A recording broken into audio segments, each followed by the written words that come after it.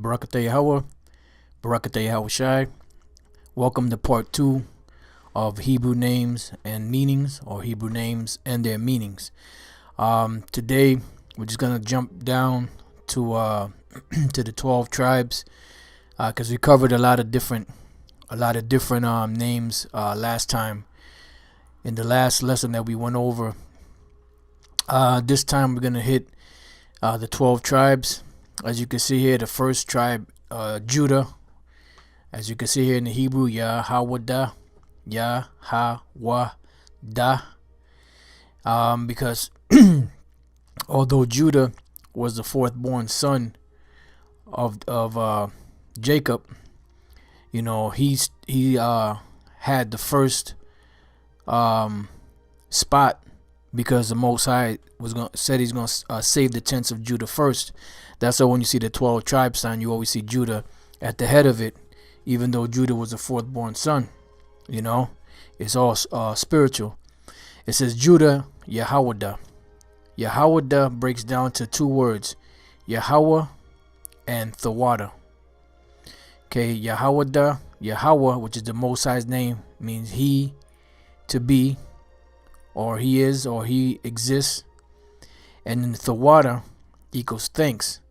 So in Judah's name, even way back then, when people said that nobody knew the name of the Most High, hold up one second. Yeah.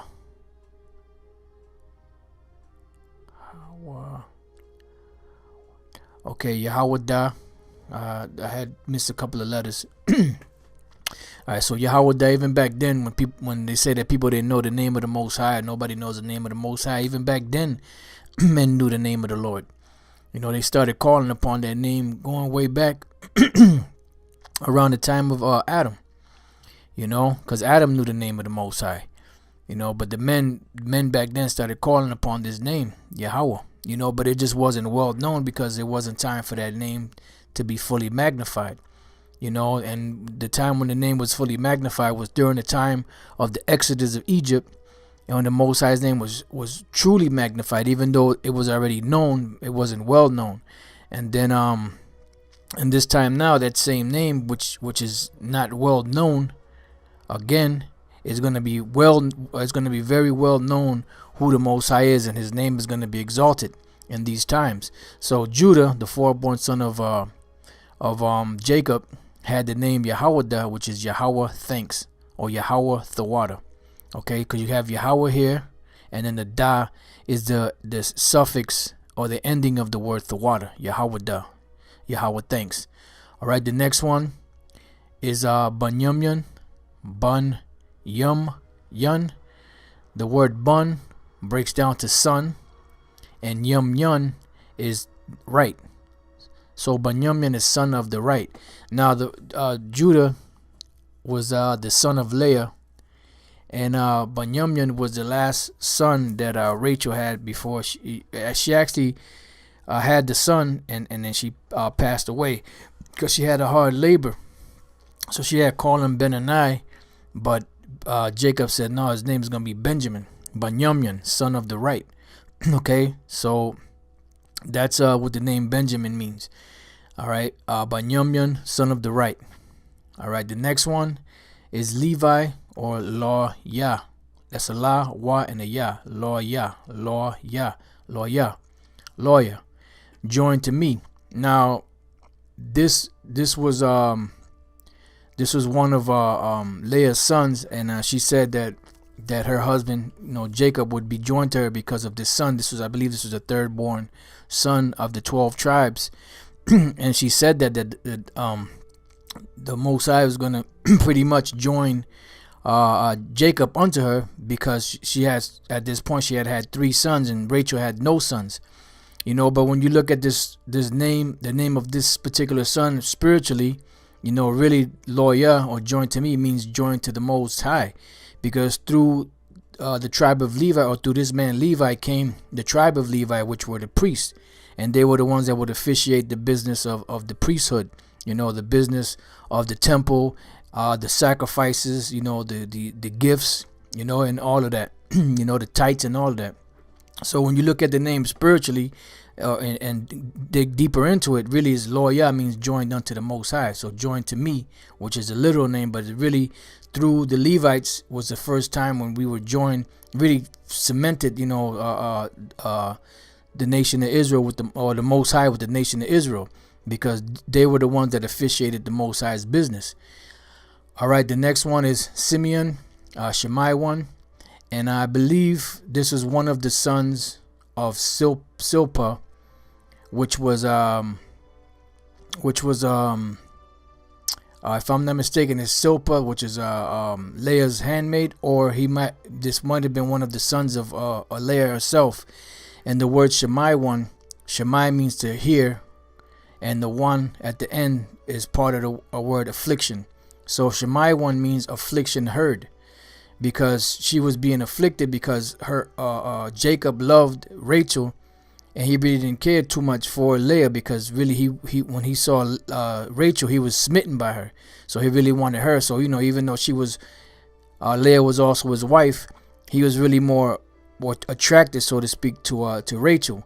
So when the Lord gave her Leah this son, whether it was her that bore it or her handmaid Zilpah, she said, blessed be the Most High, because he heard her affliction that she had. All right. The next son is Zebulun, Zabalawan, and I believe this was also one of the sons of Zilpah, the handmaid of Leah, and Zabalawan means my dwelling. Okay, when you go back and you research it, so Zabalawan is my dwelling, Zebulun, Zabalawan. All right, the next one is Ephraim. Okay, Aparium. Now Ephraim was one of the sons of Joseph, and Joseph had two sons, Ephraim, or Manasseh and Ephraim, and Ephraim became the one that was higher than Manasseh, even though Manasseh was the firstborn. Now the word Ephraim or Parium, the I at the beginning is the word Anya, I or I am. Paryum or Parya is fruit, and the Paryum or the yum at the end is fruitful, plural. So Aparium, I am fruitful. And the reason why Joseph called his son that name was because not only did he give him Manasseh, but he also gave him Ephraim, so he made him fruitful in the land of his captivity, which was in Egypt. Okay, so he wasn't there alone. The Lord gave him sons, to carry on his name and to make him fruitful. All right, so that's the name Ephraim or Aparium. All right, the next one is Manasseh or Manasseh.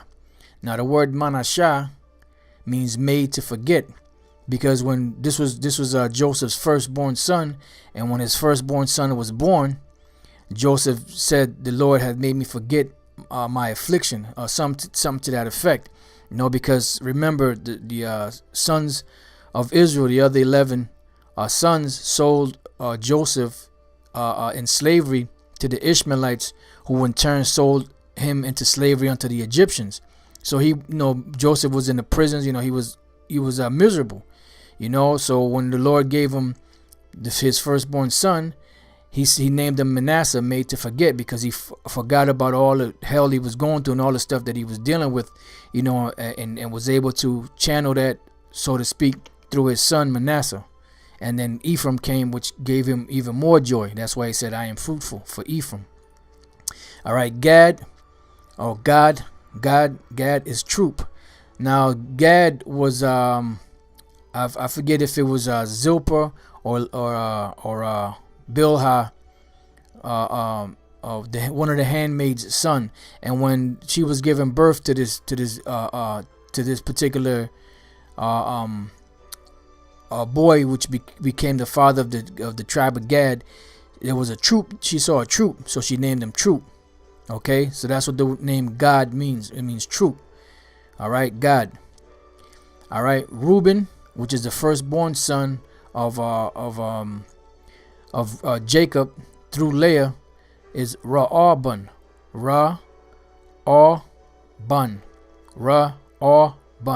And Ra'arban, Ra'ah is to see, and the bun is son. So see, it's a son. Because that was the firstborn the beginning of Jacob's strength.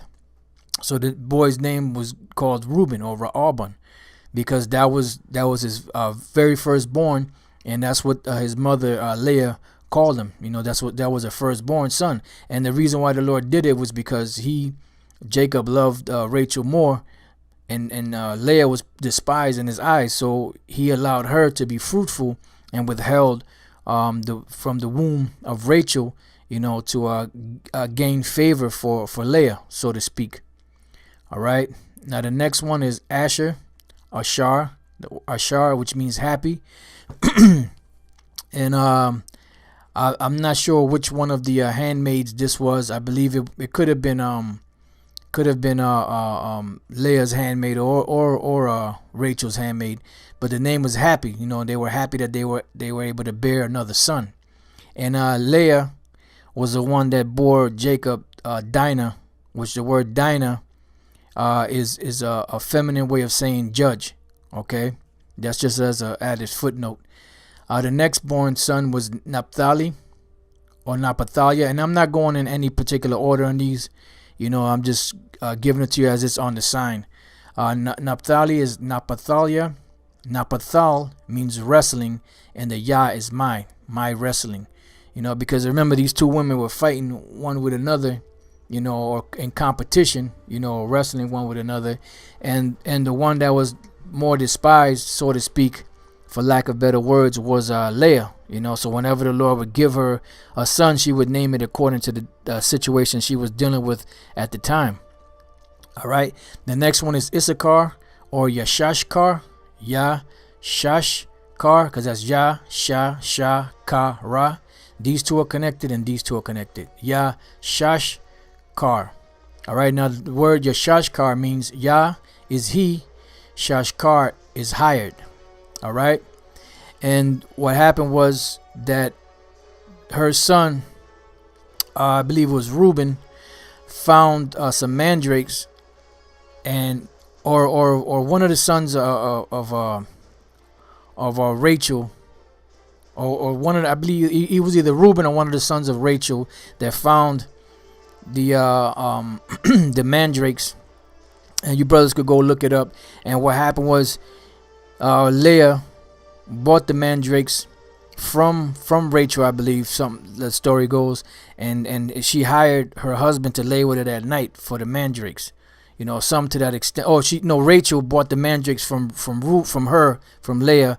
The Reuben was the one that found the mandrakes, and Rachel bought the mandrakes from her, and Leah was able to lay with her husband because she hired him that night, to lay with her, because through the mandrakes that Reuben found. Now Issachar is the so-called Mexicans, and when you're looking at it spiritually, it's dealing with how they're always ready to work, they're always ready to be hired, because they fit the prophecy of being, he is hired, Yashashkar, he is hired.